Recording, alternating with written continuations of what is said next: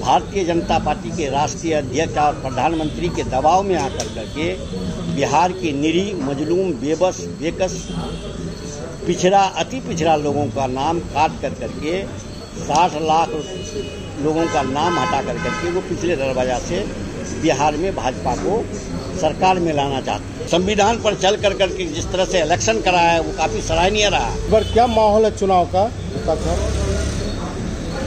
पूरे बिहार के चुनाव का माहौल सबसे बेहतर आप लोगों को मालूम है। आप लोग सीमांचल एक्सप्रेस से आए हुए हैं, आप लोगों को बहुत बहुत बधाई कि आपने सुदूर देहात में आकर के पूरे इलाके के लोगों को भ्रमण कर करके यहाँ के हालात को जाना। इसके लिए हम आप लोगों का दिल से मुबारकबाद पेश करते हैं। में घमासान चल रही है, इसको लेकर क्या करें? देखिए, SIR मतलब सिर्फ वोट का राजनीति नहीं है। यहाँ पर ऐन कैन प्रकरण से SIR को लाकर पिछले दरवाजा से भाजपा अपनी सरकार बनाना चाहती है। जैसे बॉम्बे में गुजरात के वोटरों को ले जाकर करके 50 लाख से अधिक वोटरों को ले जाकर करके नकली वोट दिला कर करके वहाँ अपना सरकार बनाने का कार्य किया। उसी तरह बिहार का अंदाज़ा उनको पता चल गया है कि बिहार में आने वाले 2025 के अक्टूबर-नवंबर में भारत के भविष्य आदरणीय तेजस्वी यादव किसी भी परिस्थिति में 2/3 बहुमत से सरकार बनाएगी। इसलिए वो चाह रही है कि भारत के निर्वाचन आयोग को अपने झांसे में लेकर करके वो SIR को लाने का काम किया,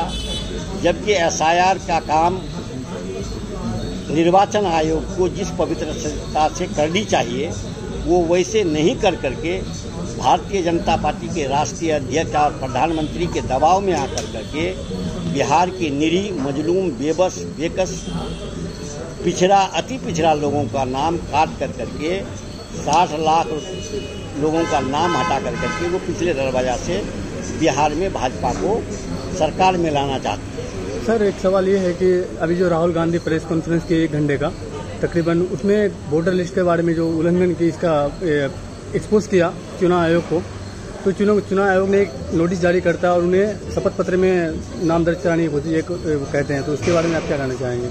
देखिए, ये विडम्बना है देश का।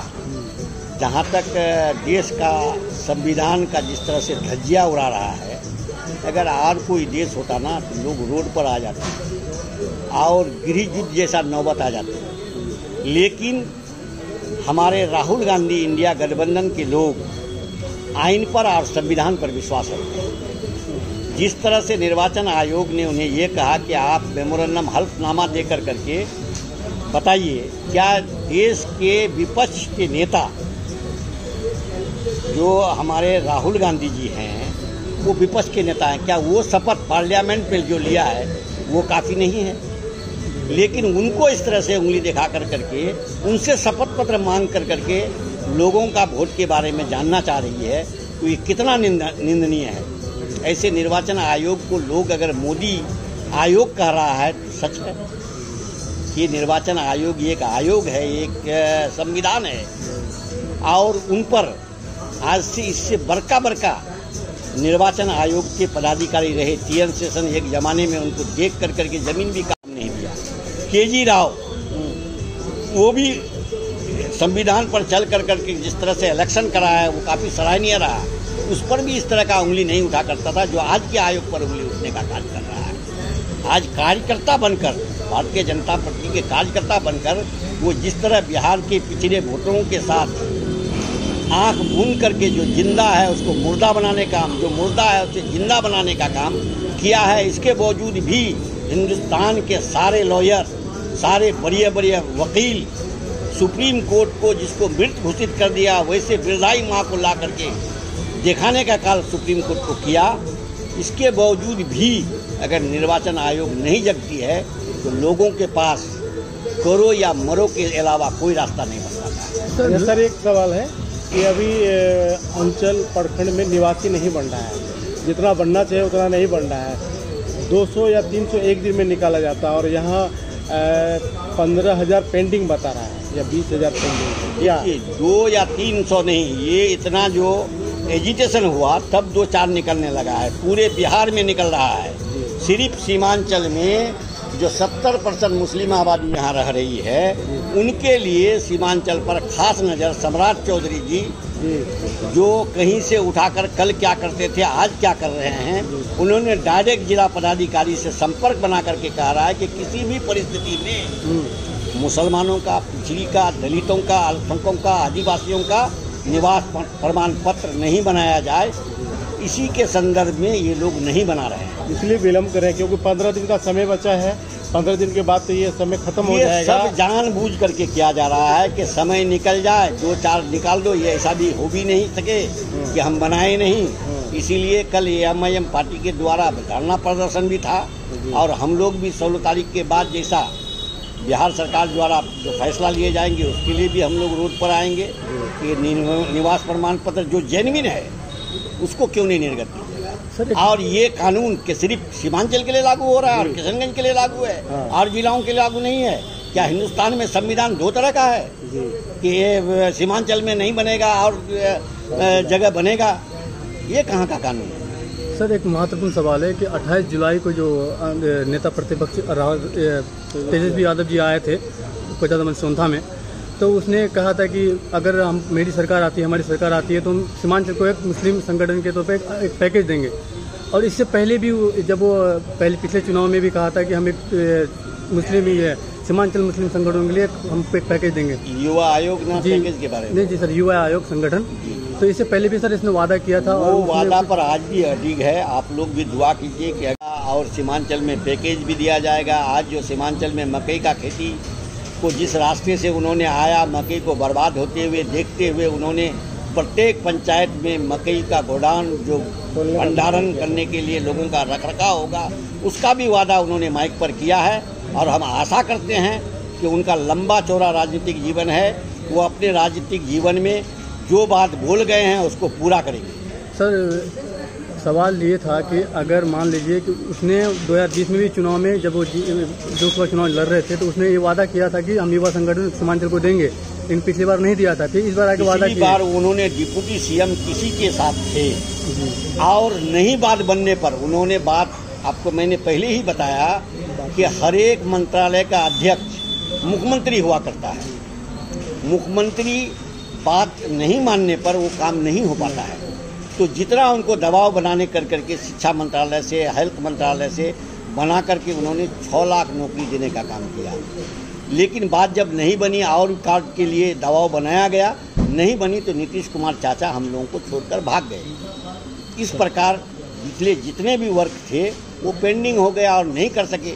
लेकिन हम बिहार की जनताओं से आज के माध्यम से अपील करना चाहेंगे कि आप स्वतंत्र रूप से हम लोगों को 2/3 मजबूती, 2/3 सरकार बनाने का ये सीट दें। इंडिया गठबंधन को हर एक क्षेत्र से जिताने का काम करें ताकि आदरणीय तेजस्वी यादव 2025 में मुख्यमंत्री बनकर सभी वादों को पूरा कर सके, शिक्षित बेरोजगारों को नौकरी दे सके, गरीब महिलाओं को 2500 रुपया जो वादा किए हैं उसको दे सके, 2000 बिजली यूनिट जो वादा किए हैं वो दे सके, जो 500 रुपया में गैस सिलेंडर है उसको दे सकें। ये इसके अतिरिक्त भी बेशुमार वादे हैं जो हम लोगों के इलेक्शन एजेंडा में आएंगे। ये सारा वादों को फुलफिल किया जाएगा इंशाअल्लाह। हम आप लोगों से वादा करते हैं और आप लोगों के माध्यम से उन तमाम गरीब माता से जोर गुजारिश करते हैं कि आप लोग एक एक वोट इंडिया गठबंधन के सभी जहां तक जो प्रत्याशी हो उनको दें और आने वाले दिनों में आदरणीय भारत के भविष्य श्री तेजस्वी यादव को सरकार बनाने में योगदान दें। इंशाअल्लाह हर काम आपका पूरा होगा। सर, एक सवाल है कि क्राइम को लेकर अब आजकल लॉ एंड ऑर्डर बहुत खत्म होते जा रहे हैं और क्राइम बहुत तेजी से बढ़ रहा है बिहार में। कई दिन आते रहते हैं क्राइम, कुछ ना कुछ होता रहता है घटना। पिछले 2 कल की घटना है जो चरगड़िया चौक अररिया जिले के अंतर्गत आता है, वहाँ पे एक ट्रक चालक को गोली से उनके ऊपर प्रहार किया जाता है। तो इसके बारे में क्या कहना है सर? क्राइम सर, जहाँ तक कोचादामन की बात है तो इधर हम लोग इंटीरियर में रह रहे हैं, यहाँ गोली चलिए सकती है। जहाँ तक क्राइम का बात है, लालू यादव की दूरी पर ऊपर फायरिंग हुआ, दनादन फायरिंग हो करके चले गया। उसके बाद वहाँ जो एक उद्योग कर्मी थे, उद्योग के चलाने वाले, उनको दिन दहाड़े मर्डर हो रहा है। इस पर कोई चर्चा नहीं हो रही है।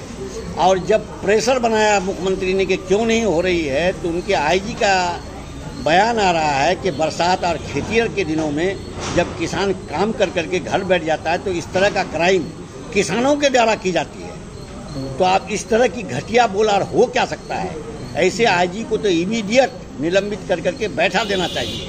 लेकिन इसके बावजूद भी हमारे आदरणीय नीतीश कुमार जी निंद्रा में अनिंद्रा में सो रहे हैं, जैसे कान से सुन न रहे हैं, आँख से देख नहीं पा रहे हैं, मुंह से बोल नहीं पा रहे हैं। ऐसी स्थिति में चल रहा है। जहाँ तक ब्यूरोक्रेसी की सरकार चले तो ऐसी चीज क्राइम के लिए लोग बेनकाब हो चुका है, इनका रुतबा घट गया है। पुलिस का जो ये इकबाल होना चाहिए वो बिल्कुल ख़त्म कर दिया है। कुछ कानून ला करके, कुछ तो ऐसा कानून लाया है कि 10 साल वाला सज़ा में वो गिरफ्तार कर सकता है, 7 साल वाला में पुलिस जाके घर में बेल दे देगी।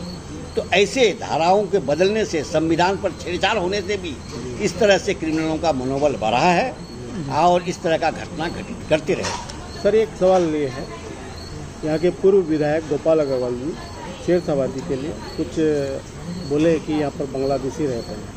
इसी को लेकर के शेरशाहबादी लोग कुछ दिन पहले यहाँ पर धरना प्रदर्शन किए थे। देखिए, खाली शेरशाहबादी ही लोग नहीं धरना प्रदर्शन किए, उस शेरशाहबादी के साथ हम इलाके के तमाम सुरजापुरी लोग उनके साथ थे। और ये सवाल शेरशाहबादी और सुरजापुरी के जितने इलाके के रहनुमा और रहबर हैं इस घटना का निंदा किया है। और जो सवाल आदरणीय गोपाल अग्रवाल जी किए थे, उन्होंने भी इस बात को प्रेस में आकर करके ये बात बोल दिया था कि हमारे बयान से अगर किसी को तकलीफ हुई हो तो मैं क्षमा मांगता हूँ।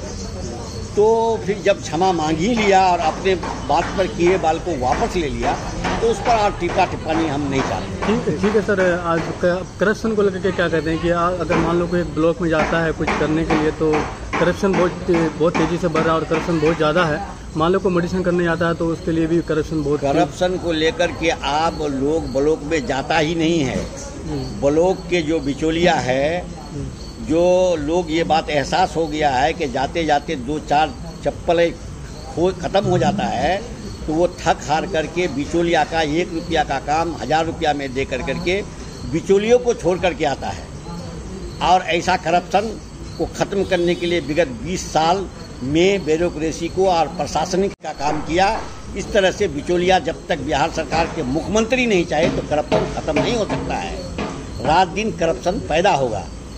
इसलिए इससे अगर मुक्त चाहते हैं तो इंडिया गठबंधन के आदरणीय तेजस्वी यादव जी को आप लोग से भी विनती करते हैं कि आप लोग भी पत्रकार के अलावा वोटर हैं और अच्छे लोगों को वोट कीजिए ताकि करप्शन को ख़त्म तो कोई नहीं कर सकता है, लेकिन ख़त्म का परसेंटेज जो घटाया जा सकता है इसका उम्मीद हम आप लोगों से भी करते हैं। सर, जनता से क्या अपील करेंगे? लास्ट सवाल। जनता से यही अपील करेंगे कि अगर 20 साल में आप थके नहीं हैं करप्शन से, जुल्म से, सितम से, तो फिर वैसे लोगों को चुनिए। अगर थक चुके हैं तो इंडिया गठबंधन जो आपके साथ चलना चाह रही है कंधा से कंधा मिलाकर, गरीबों के साथ, मजलूमों के साथ, बेबसों के साथ, वैसे लोगों के हक में वोट कीजिए और बेहतरीन सरकार बना करके जो आपके इसमें लाए गए हैं बेहतरीन योजनाओं का लाभ लें। यही जनताओं से अपील करना चाहते हैं।